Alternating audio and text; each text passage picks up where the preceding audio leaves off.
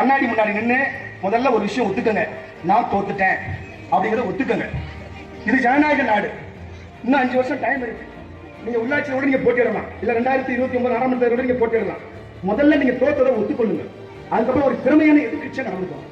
எதிரிகளாக நடந்து கொள்ளாது. உங்களுக்கும் சேர்த்துதான் நாங்க ஆட்சியை கொடுக்கிறோம்.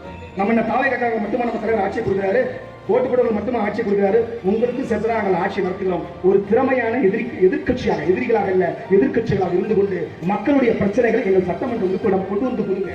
ஆக்கப்பூர்வமான ஜனநாயகமான போராட்டங்களை மேற்கொள்ளுங்கள், மனுக்களை கொடுங்க. அதை விடுத்துட்டு சும்மா கலைஞர் காலத்துல மாதிரி அந்த காலத்துல மாதிரி ஆபாசமா பேசுறீங்க அப்படின்னா, அசிங்கமா பேசுறீங்க அப்படின்னா, எச்சரிக்கை விடக்கூடிய அளவுக்கு பேசுறீங்கன்னா, மிரட்டல் தரக்கூடிய அளவுக்கு பேசுறீங்கன்னா விளைவுகள் கடுமையாக இருக்கும். அந்த விளைவுகளை எதிர்கொள்வதற்கு நீங்கள் தயாராக இருங்கள். நீங்க ஒன்றும் அந்த காலத்து கலைஞர் காலத்து திமுக கிடையாது.